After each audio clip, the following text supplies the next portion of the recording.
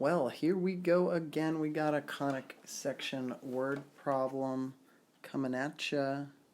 We got Kepler, 1600s, baby. Planets have elliptical orbits. Oh, get my draw on.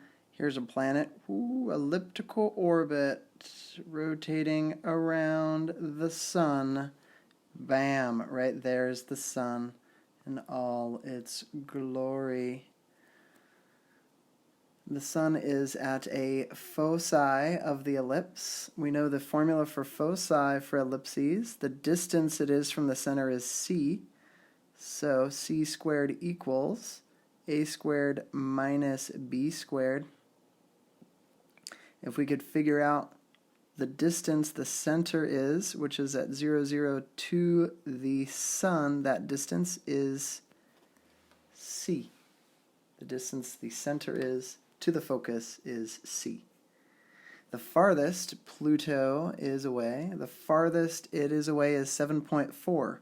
So here is Pluto, the farthest away from the sun. Okay, I gotta get rid of that. I can't see it anymore.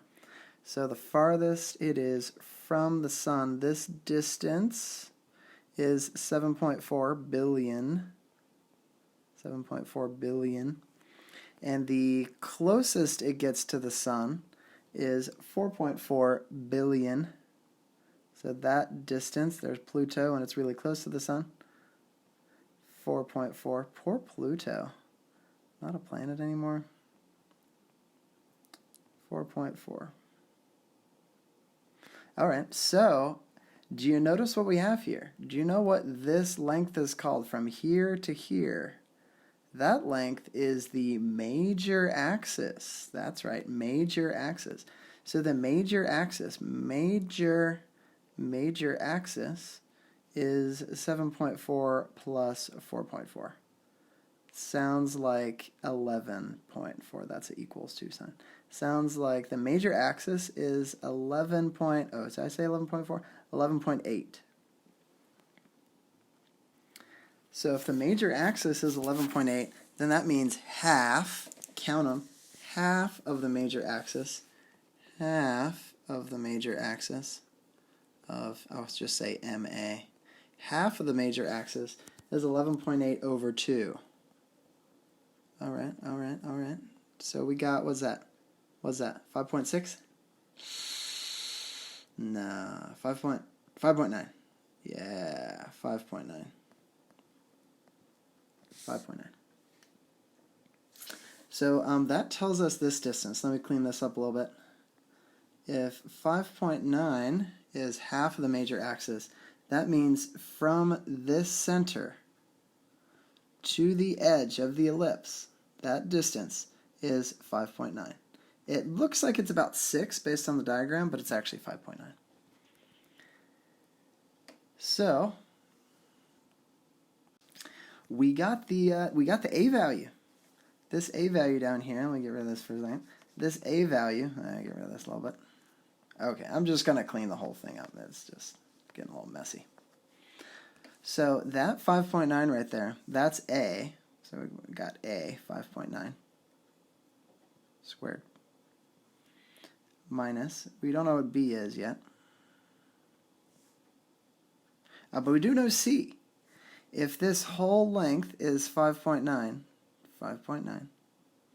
and we were told that this length, when Pluto is closest to the sun, is 4.4, that means, do a little subtraction, 5.9 minus 4.4, this distance is, that distance right there is 1.5. 1.5. That is c. 1.5 squared equals 5.9 squared minus b squared. Now that's kind of messy. Let me see if I can write it a little nicer over here. 1.5 squared. 1.5 squared equals 5.9 squared minus b squared. Solving that for b, I'll add b to both sides, move it to the left side. I'll subtract 1.5 squared from both sides, so we get this beauty, squared this beauty. So a little calculator action, we get 5.71. 5.71. That's our b value. So I think we might be ready now. I think we might be ready to write our equation. Find the equation of Pluto's orbit assuming a center of 0, 0. Well, center of 0, 0, we got x minus 0 squared. Plus, it's an ellipse, people, plus y minus 0 squared equals 1. Standard form always equals 1. This a value is the horizontal distance. That was 5.9, half of the major axis. The 5.9 right there is the a value, that 5.9. So we got 5.9 squared. And then the vertical distance, b, that's what we solve for right above, that value right there. That's b, 5.71. 5.71 squared. 5.71 squared.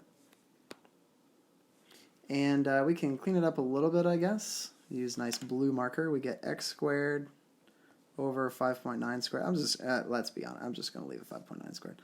Plus y squared over 7, 7, what the?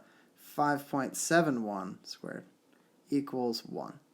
And this is the equation of Pluto's orbit. Wow, look at that. You could work for NASA. Well done. Pluto's orbit. Hope this video is helpful. Enjoy your day. And say a prayer for Pluto that one day it can be a planet again.